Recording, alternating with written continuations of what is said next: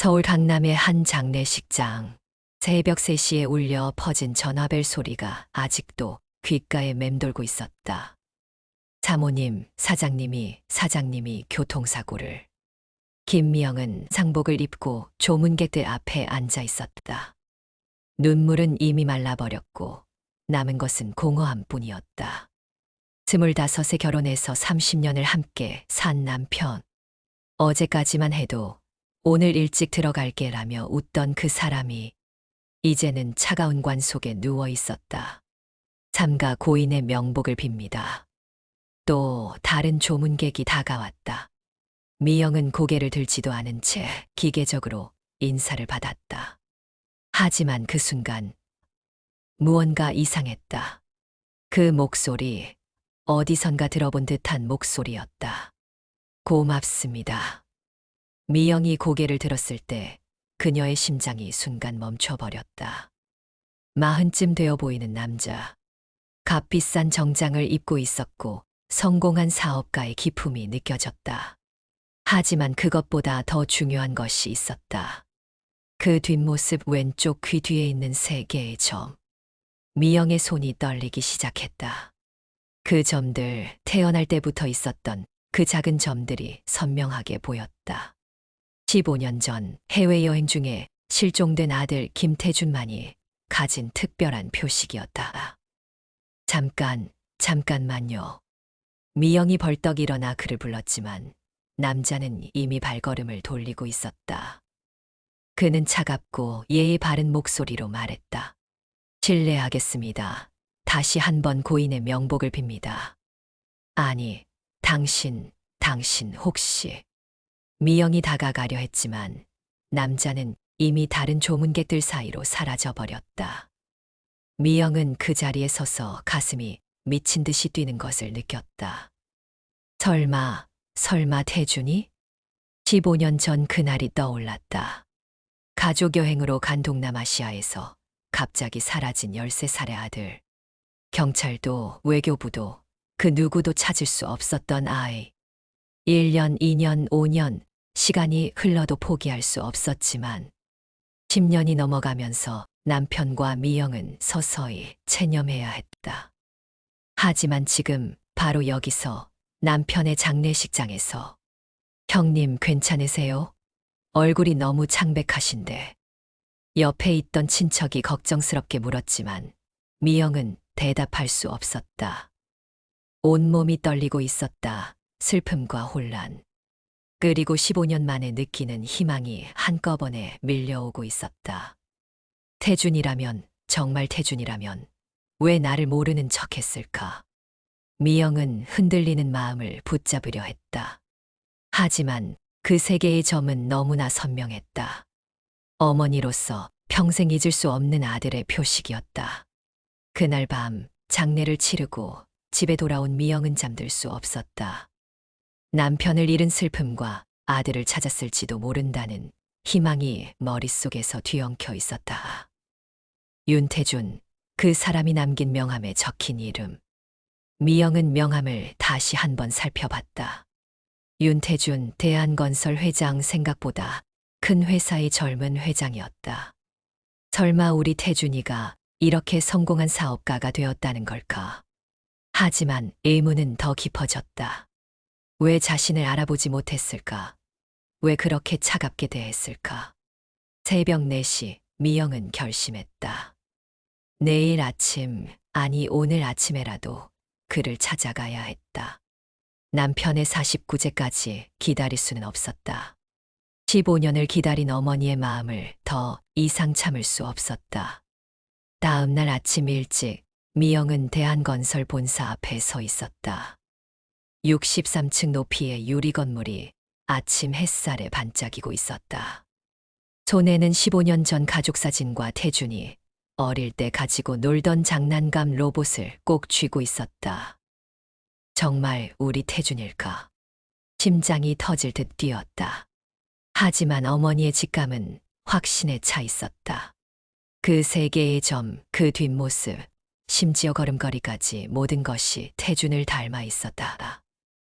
실례합니다. 윤태준 회장님을 뵙고 싶은데요.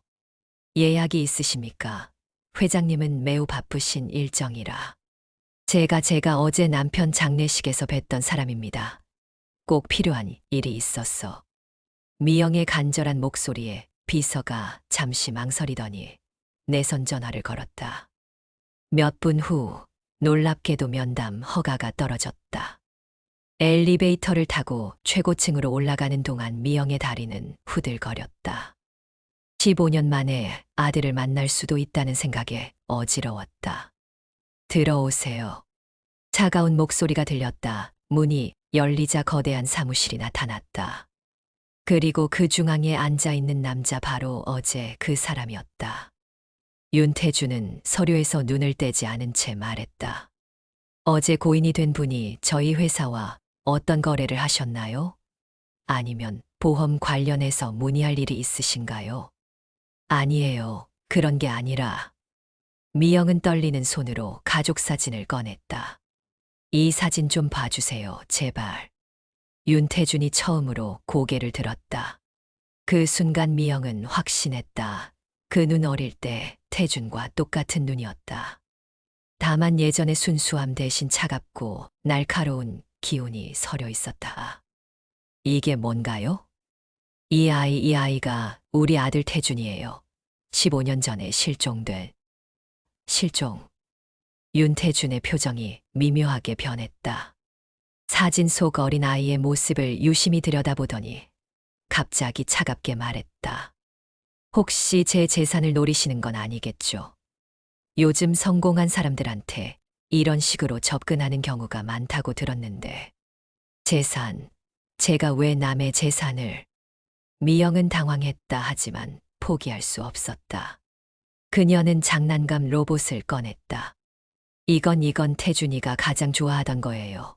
밤에 잠들 때도 꼭 안고 자던. 윤태준의 눈이 로봇에 고정되었다. 순간 그의 얼굴에 이상한 표정이 스쳤다. 마치 어디선가 본 듯한, 익숙한 듯한. 이상하네요. 그가 중얼거렸다. 뭐가 이상해요? 이 로봇 어릴 때 꿈에서 본 것 같아요. 계속 반복되는 꿈이 있거든요. 어떤 여자가 이 로봇을 안고 우는 꿈. 미영의 눈에서 눈물이 쏟아졌다. 그게 바로 나예요. 당신이 사라진 후에 매일 밤 그 로봇을 안고 울었어요. 15년 동안. 윤태준이 갑자기 일어났다. 그만하세요. 저는 윤태준입니다. 어릴 때부터 윤가에서 자랐고 아버지는 윤철수, 어머니는 윤소영이에요. 당신이 말하는 그 아이가 아니라고요. 하지만 그 뒤의 점은 어떻게 설명할 거예요? 똑같은 자리에 똑같은 세 개의 점이. 윤태준이 순간 경직되었다. 자신도 모르게 왼쪽 귀 뒤를 만졌다. 그건 우연의 일치일 뿐이에요. 우연이 아니에요. 당신은 제 아들이에요, 김태준. 그 순간 윤태준이 갑자기 비틀거렸다. 얼굴이 창백해지더니 책상에 손을 짚었다. 회장님, 괜찮으세요? 비서가 급히 달려들었다. 괜찮아요. 그냥 조금 어지러울 뿐. 하지만 미영의 눈에는 그것이 단순한 어지러움이 아니라는 것이 보였다.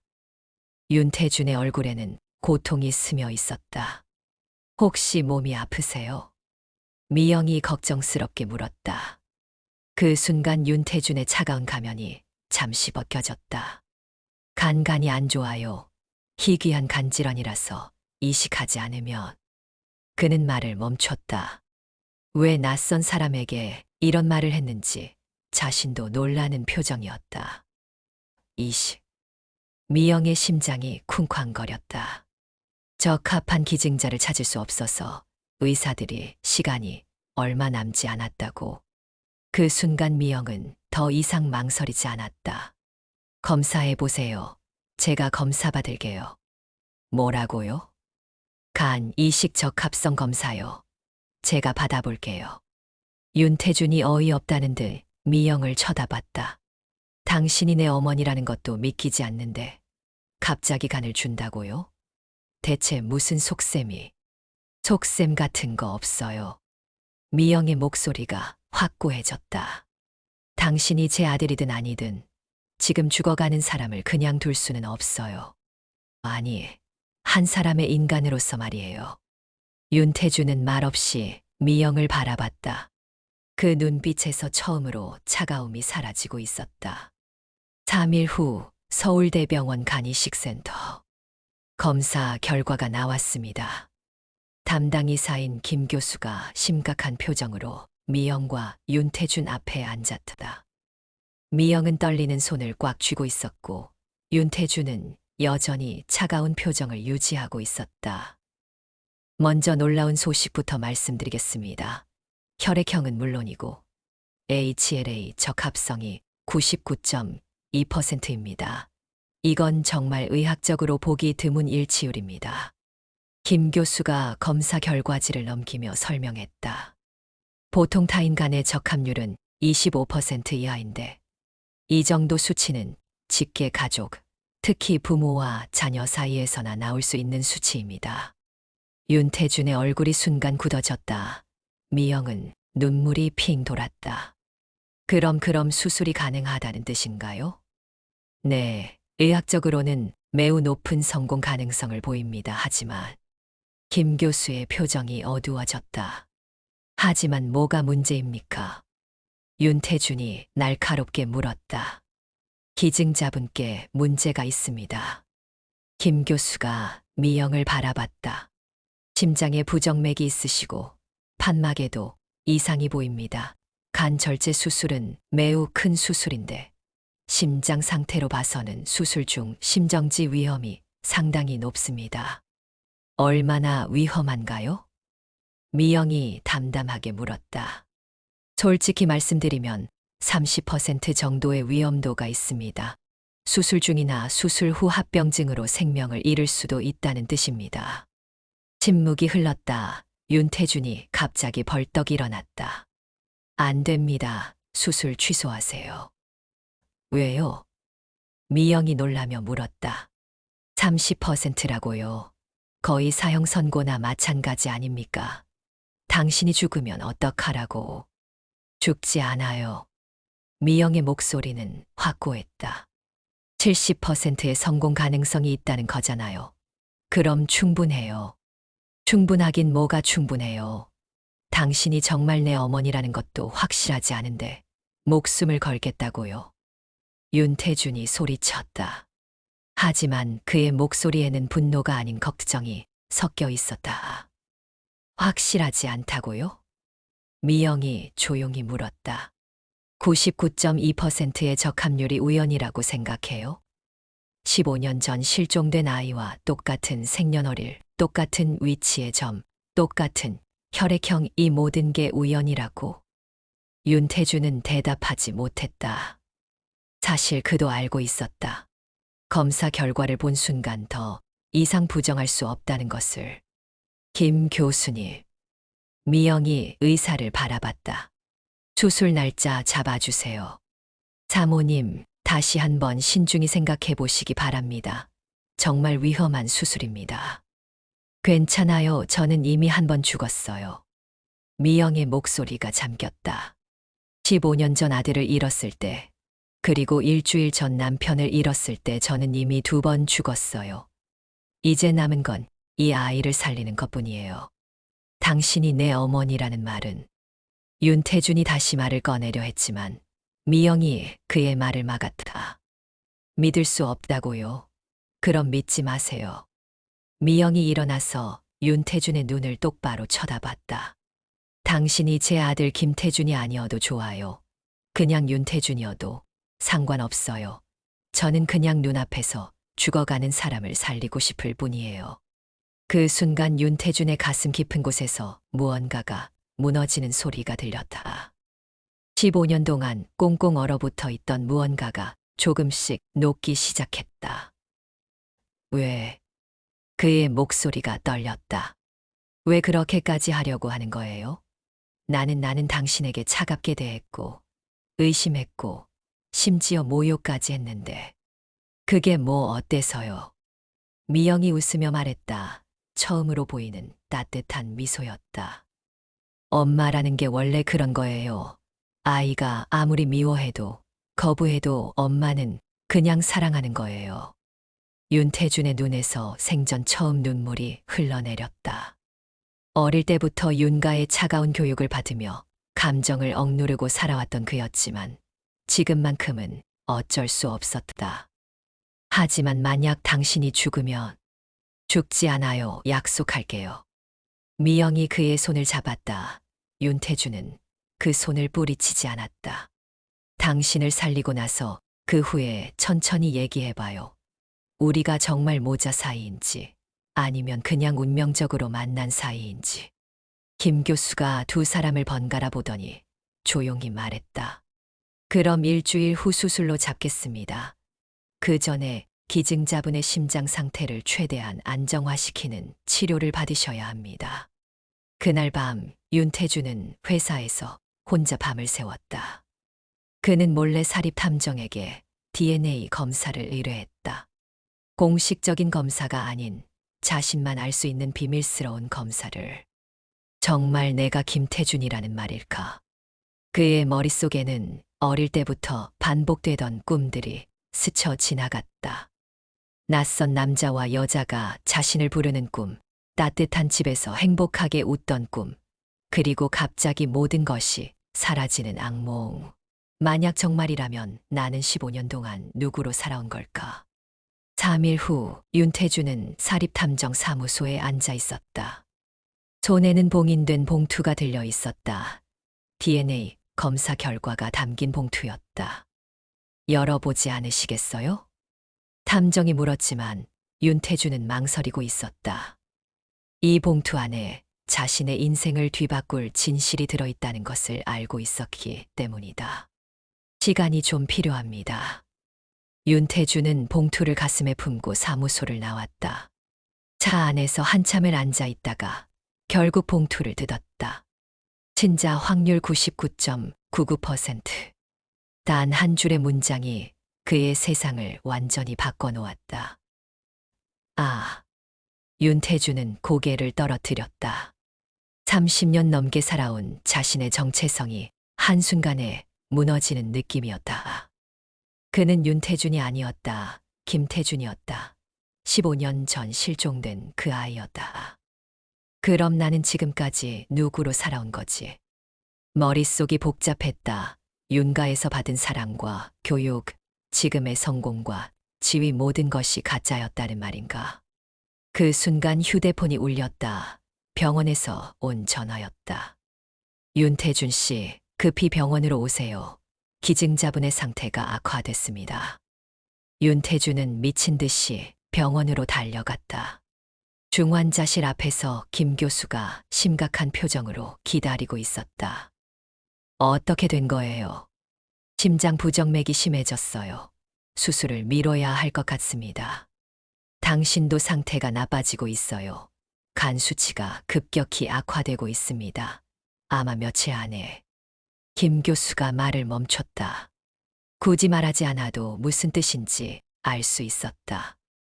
윤태준은 미영을 바라봤다. 산소 마스크를 쓰고 누워있는 그녀의 모습이 너무나 연약해 보였다. 저 사람이 내 어머니구나.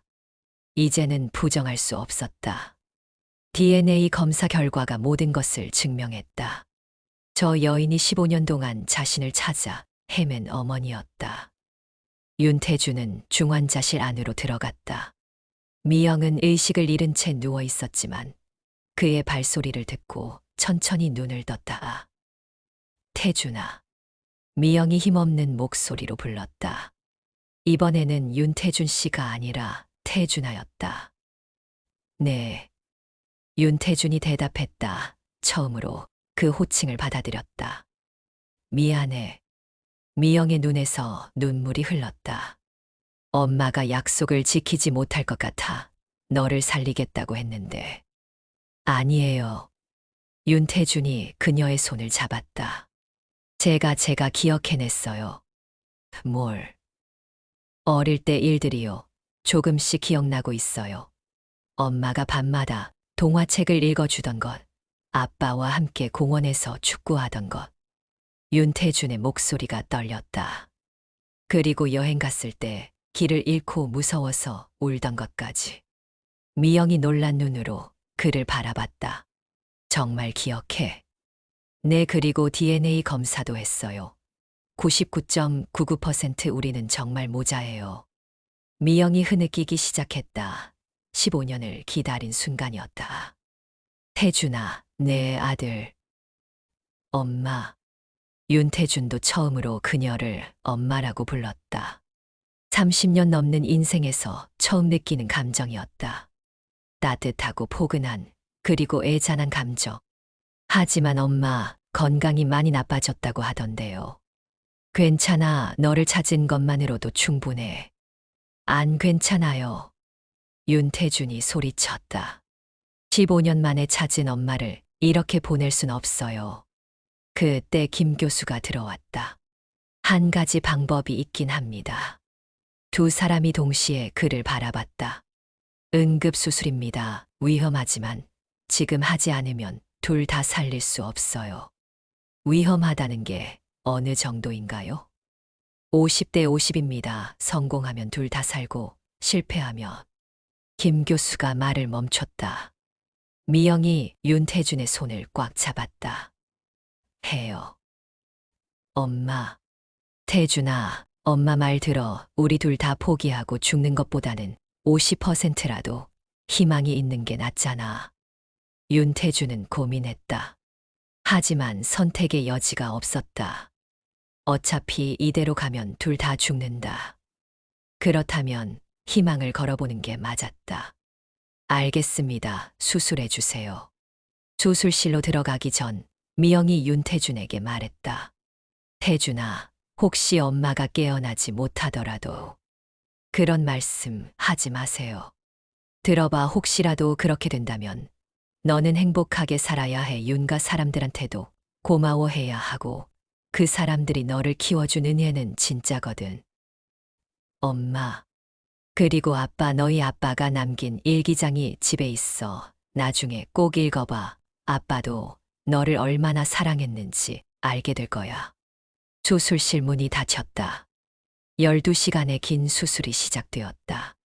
윤태준은 수술실 밖에서 밤새 기도했다. 30년 넘게 살면서 처음 간절히 기도하는 밤이었다. 수술실 앞, 새벽 4시. 윤태준은 딱딱한 의자에 앉아 12시간째 기다리고 있었다. 수술 중이라는 빨간 불이 여전히 켜져 있었다. 그의 손은 떨리고 있었고 입술은 바싹 말라 있었다. 제발, 제발 살아계세요. 15년 만에 찾은 어머니를 다시 잃을 수는 없었다. 이제야 진짜 가족을 만났는데, 이제야 진짜 사랑을 알았는데.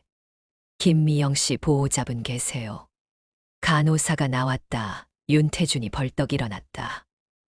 저요. 수술이 끝났습니다. 의사 선생님께서 설명해 드릴 거예요. 김 교수가 마스크를 벗고 나왔다. 그의 얼굴에는 극도의 피로가 스며 있었지만 표정은 밝았다. 성공했습니다. 윤태준의 다리에 힘이 풀렸다. 정말요? 내 수술은 완벽하게 성공했습니다. 다만 김 교수의 표정이 다시 심각해졌다. 어머니께서 수술 중 심정지가 한 번 있었어요.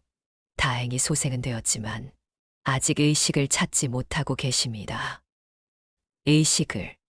뇌사는 아닙니다. 하지만 언제 깨어날지는 지켜봐야겠어요. 윤태준은 중환자실로 달려갔다. 미영은 온몸의 선들을 연결한 채 조용히 누워 있었다. 숨은 쉬고 있었지만 눈을 뜨지 못하고 있었다. 엄마. 윤태준이 그녀의 손을 잡았다. 차가웠다. 엄마, 저예요. 태준이에요. 수술 성공했어요. 이제 깨어나세요.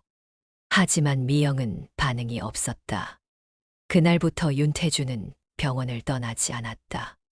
회사 일은 모두 부회장에게 맡기고 하루 종일 어머니 곁에 앉아 있었다. 엄마, 오늘은 날씨가 좋아요. 창밖에 벚꽃이 피었어요. 엄마가 좋아하실 것 같은데. 매일 이야기를 들려주었다. 어릴 때 기억들, 윤가에서 자란 이야기들. 그리고 앞으로의 계획들. 일주일이 지났다. 엄마, 저 아빠 일기장 찾았어요. 윤태주는 미영의 집에서 가져온 일기장을 펼쳤다. 아빠가 쓴 마지막 일기예요. 그는 떨리는 목소리로 읽기 시작했다. 3월 15일 오늘 장례식장에서 놀라운 일이 있었다. 태준이와 닮은 젊은 남자를 봤다. 뒷모습이 너무 비슷해서 가슴이 뛰었다. 혹시나 해서 따라가 봤는데 왼쪽 귀 뒤에 태준이와 똑같은 점이 있었다. 미영이는 아직 모르게 하고 싶다. 확실해진 후에 말하는 게 좋을 것 같다. 내일 탐정사무소에 가서 DNA 검사를 의뢰해봐야겠다. 윤태준의 목소리가 떨렸다. 3월 16일 탐정과 약속을 잡았다. 다음 주에 만나기로 했다. 15년 만에 아들을 찾을 수 있을까? 가슴이 두근거린다. 미영이에게 줄 깜짝 선물이 될 것 같다. 3월 17일 오늘이 마지막 일기가 될 것 같다는 예감이 든다. 왜 그럴까? 태준이를 찾았다는 기쁨 때문에 심장이 이상한 건가? 어쨌든 행복하다. 내 아들이 훌륭하게 자라서 성공한 사업가가 되었다니 자랑스럽다. 그것이 아버지의 마지막 일기였다. 교통사고로 세상을 떠난 그날의 일기였다. 엄마 아빠도 저를 알아봤대요. 아빠도 저를 찾고 있었어요. 윤태준의 눈에서 눈물이 떨어졌다. 그러니까 이제 깨어나세요. 우리 가족이 다시 만났잖아요. 그때였다. 응. 작은 신음소리가 들렸다. 윤태준이 고개를 들었을 때 미영의 눈꺼풀이 떨리고 있었다. 엄마, 엄마. 미영이 천천히 눈을 떴다. 처음에는 초점이 없었지만 점점 또렷해졌다. 태준아. 네, 엄마. 너 괜찮니? 미영의 첫 말은 자신의 안부가 아니라 아들 걱정이었다. 네, 괜찮아요. 수술 성공했어요. 다행이다.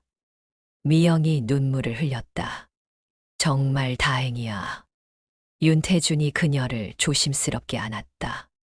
30년 넘는 인생에서 처음 느끼는 따뜻함이었다. 엄마, 사랑해요. 나도 사랑한다. 내 아들. 그 순간 병실 문이 열렸다. 윤철수와 윤소영, 태준을 키워준 윤가의 부모가 들어왔다. 태준아. 윤소영이 눈물을 흘리며 다가왔다. 괜찮다니 다행이구나. 태준은 잠시 망설이다가 두 어머니 사이에 서서 말했다. 저에게는 두 어머니가 있어요.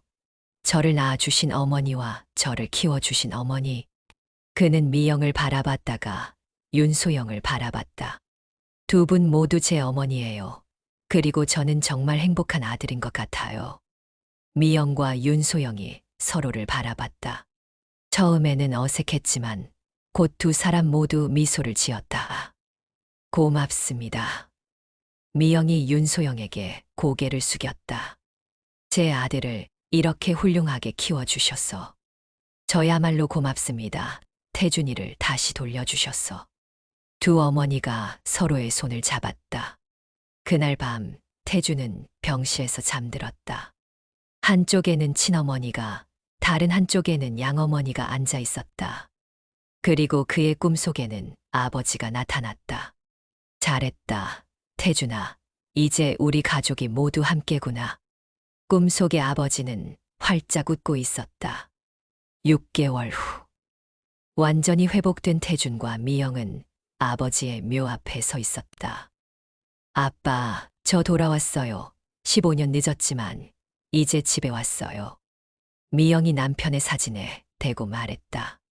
당신이 찾아준 우리 아들이에요. 고마워요. 태준도 묘비 앞에 무릎을 꿇었다. 아빠, 저는 이제 김태준으로 살 거예요. 하지만 윤태준으로 살았던 시간도 소중히 여길 거예요. 두 가족 모두에게 감사하며 살겠어요. 그날 저녁 두 가족이 모두 모인 저녁 식사 자리에서 태준이 발표했다. 저는 앞으로 두 성을 모두 쓰겠어요. 김태준이면서 동시에 윤태준으로 살겠어요. 그것이 두 가족에 대한 제 사랑의 표현이에요. 미영과 윤소영이 동시에 고개를 끄덕였다. 그렇게 기적 같은 재회는 더 큰 사랑으로 이어졌다. 죽음이 갈라놓은 가족을 사랑이 다시 하나로 만들었다. 그리고 그 사랑은 피를 나눈 가족을 넘어서 마음으로 이어진 가족까지 품어 안았다. 15년의 공백은 이제 영원한 사랑으로 채워졌다.